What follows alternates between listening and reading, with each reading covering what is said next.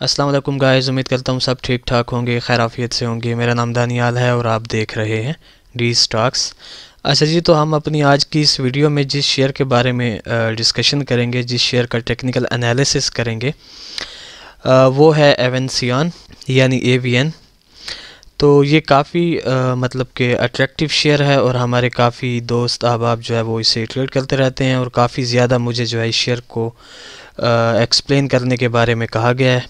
तो मैंने सोचा कि चलो आज इसी शेयर के बारे में जो है वो अपना पॉइंट ऑफ व्यू आप लोगों के सामने रखते हैं। अच्छा जी, तो ये इस वक्त एवेंसियन का वीकली चार्ट जो है वो आप लोगों के सामने ओपन है। पहले इस वीकली चार्ट का एक ओवरव्यू मैं आप लोगों के साथ डिस्कस कर लेता हूँ, फिर उसके बाद जो है वो डेली टाइम फ्रेम पे शिफ्ट होंगे।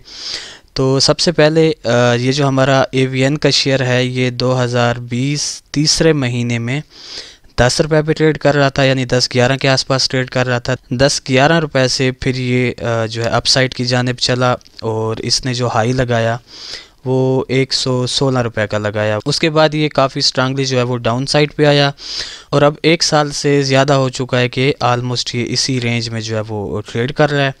इसकी जो रेंज बन रही है वो यूँ समझें कि 64 से लेकर आलमोस्ट 91 रुपीज़ की जो है इसकी रेंज बन रही है, कि जिसमें ये 1 साल या 1.5 साल से जो है ये ट्रेड कर रहा है और इस वक्त ये एक रेंजिंग मार्केट में जो है इसने ख़ुद को मेंटेन रखा हुआ है। अच्छा जी, तो इसको मज़ीद थोड़ा सा एक्सप्लेन करते हैं कि इसका जो इस वक्त का काफ़ी स्ट्रांग रेजिस्टेंस जो कि वीकली पर भी है और डेली पर भी है, वो ये 88 रुपीज़ का लेवल है। इसी लेवल से जो है काफ़ी बार इसने रिजेक्शन दिखाई है। यहाँ पर भी ये इसी 88 रुपीज़ वाले लेवल से जो है वो रिजेक्ट हुआ है, 88 से 90 रुपीज़ वाले लेवल से, और यहाँ भी ये रिजेक्ट हुआ है। और थर्ड टाइम जो रिसेंटली बिल्कुल लास्ट टाइम जहाँ से ये रिजेक्ट हुआ है तो वो भी आलमोस्ट 88 रुपीज़ वाला लेवल ही था।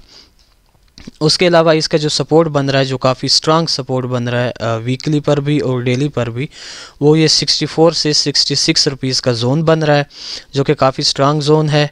अगर आप लोग यहाँ पर फोकस करें तो वीकली में इसने इसी लेवल को जो है, जब ये 10 रुपये से उठा था तो इसने इसी लेवल को एज अ रेजिस्टेंस रेस्पेक्ट किया था और फिर इसी लेवल को दोबारा जो है यहाँ पर एज अ रेजिस्टेंस रेस्पेक्ट किया और मार्केट को जो है वो साइडवेज मूवमेंट में ले गया। उसके बाद इस लेवल को तोड़ने के बाद जब इसने फर्स्ट टाइम दोबारा ये नीचे आया तो इसी लेवल से इसने सपोर्ट पकड़ी, यहाँ पर दोबारा उसी लेवल को इसने एज अ सपोर्ट रेस्पेक्ट किया। थर्ड टाइम फिर इसने इसी लेवल को एज अ सपोर्ट रेस्पेक्ट किया और अब फोर्थ टाइम ये इसी लेवल पर जो है वो आ चुका है। और वीकली टाइम फ्रेम पर इसने जो कैंडलस्टिक पैटर्न बनाया हुआ है वो बुलिश एनगल्फिंग कैंडलस्टिक पैटर्न बनाया हुआ है, जो कि बाई साइड की फेवर में है, जैसा कि आप लोगों को पता होगा क्योंकि हम प्रीवियस वीडियोस में भी इस कैंडलस्टिक पैटर्न को काफ़ी ज़्यादा बार जो है वो डिस्कस कर चुके हैं। ठीक हो गया। तो इस वक्त जो इसकी रेंज है वो आलमोस्ट 88 रुपीज़ से लेकर 64 से 66 रुपीज़ के जोन तक की है। इसी रेंज में इसने ख़ुद को 1 से 1.5 साल से जो है वो इसने मेंटेन रखा हुआ है।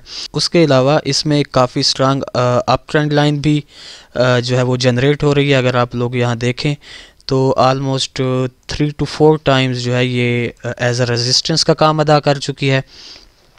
तो ये आप कह सकते हैं कि 88 रुपीज़ के लेवल से पहले जो एक लेवल जनरेट हो रहा है रेजिस्टेंस का, वो ये ट्रेंड लाइन का लेवल भी है, जो कि फ़िलहाल की घड़ी आलमोस्ट बन रहा है 78 से 80 रुपीज़ का, और उसके बाद फिर वो अपना 88 रुपीज़ वाला लेवल बन रहा है।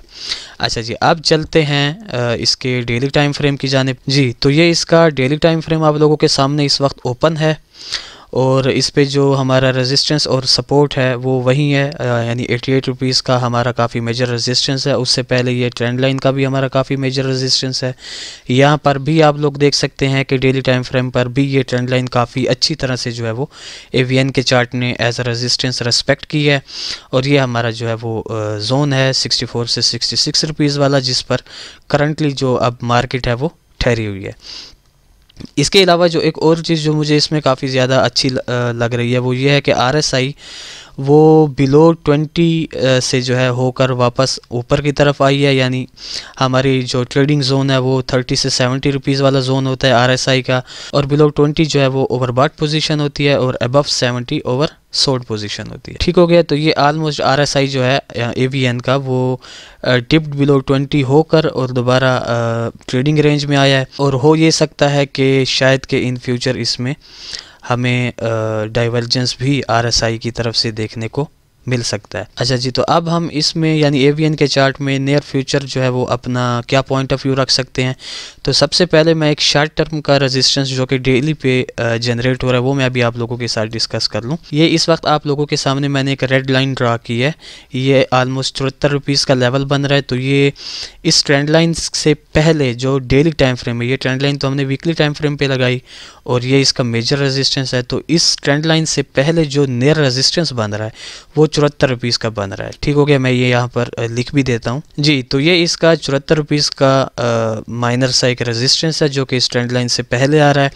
अब हम AVN में जो एक्सपेक्टेशन हम रख सकते हैं शॉर्ट टर्म के लिए, वो हम ये रख सकते हैं कि शायद ये 64 से 66 रुपीज़ तक एक पुल बैक हमें दिखाए, जो कि पॉसिबिलिटी हमें लग रही है अकॉर्डिंग टू जो सिचुएशन है ओवरऑल चार्ट की और जो हमारी फंडामेंटल सिचुएशंस हैं उसको भी मद्देनज़र रखते हुए हमें ऐसा लग रहा है कि ये शायद 64 से 66 रुपीज़ तक एक पुल बैक दिखाए और फिर इसी सपोर्ट से जो है वो सपोर्ट लेकर इस 74 रुपीज़ वाले लेवल तक जाए। और अगर ये इस 74 रुपीज़ वाले लेवल को रेस्पेक्ट करता है दैन तो ये डाउनवर्ड की तरफ आएगा, और अगर ये इस 74 रुपीज़ वाले लेवल को ब्रेक करता है तब हम इसमें जो है वो एक्सपेक्टेशन रख सकते हैं इस ट्रेंड लाइन तक की। ठीक हो गया, ये तो हो गई अपसाइड की इसकी एक सिचुएशन। अब इसकी डाउन साइड की सिचुएशन को जो है वो थोड़ा सा डिस्कस कर लेते हैं कि जो इसकी डाउन साइड की सिचुएशन बन रही है वो अगर आप लोग यहाँ देखें तो ये इसका एरिया बन रहा है ऑलमोस्ट 50 रुपीज़ का। मैं यहाँ पर एक लाइन ड्रा कर लेता हूँ आप लोगों के लिए। इसका जो ये लेवल बन रहा है 50 रुपीज़ का, ये लेवल अगर ये 64 से 66 रुपीज़ वाला लेवल ये ब्रेक होता है तो हम फिर एवेंसियान को यानी AVN को एक्सपेक्ट कर सकते हैं कम से कम इस 52 वाले लेवल तक। तो ये इसकी एक ओवरऑल सिचुएशन बन रही है। लेकिन अब अगर हम करंट सिचुएशन पे बात करें तो करंट सिचुएशन में जो आप लोगों ने अपना माइंडसेट बनाना है इसको इसमें ट्रेडिंग अपॉर्चुनिटी अवेल करने के लिए, तो वो आप इसको 64 से 66 रुपीज़ के राउंड अबाउट जो है वो आप इसको बाय कर सकते हैं with the stop loss of 62 rupees. ठीक हो गया, और टारगेट आप इसका रख सकते हैं 74 रुपीज़ का। उसके अलावा मेन चीज़ जो मैं आप लोगों के माइंड तक पहुंचाना चाहता हूं कि इसकी जो शॉर्ट टर्म रेंज बन रही है वो 66 से 74 रुपीज़ की बन रही है। इसमें आप लोग अपनी जो है वो ट्रेड को प्लान कर सकते हैं, और अगर 74 का लेवल टूटता है देन हम जो है इस ट्रेंड लाइन तक अपनी एक्सपेक्टेशन जो है वो रख सकते हैं। उसके अलावा ओवरऑल जो इसकी एक लॉन्ग टर्म रेंज है वो तो आप लोगों के साथ में पहले भी डिस्कस कर चुका हूँ कि 88 से 90 रुपीज़ से लेकर 66 रुपीज़ तक की इसकी एक रेंज है लॉन्ग टर्म की। और शॉर्ट टर्म में जो इसका एक रेंज बॉक्स बन रहा है वो ये है कि 66 से 74 रुपीज़ के मिड में आप लोग इसमें जो है अपनी ट्रेड को प्लान कर सकते हैं। ठीक हो गया, तो ये था बेसिकली एक ओवरऑल व्यू एवेंसियान शेयर के बारे में। तो देखते हैं कि नियर फ्यूचर जो है ये कैसे परफॉर्म करता है। फिर इंशाल्लाह अगली वीडियो में आप लोगों के साथ मुलाकात होगी। तो तब तक के लिए अपना ख्याल रखें, खुश रहें, अल्लाह हाफिज़, अस्सलाम वालेकुम।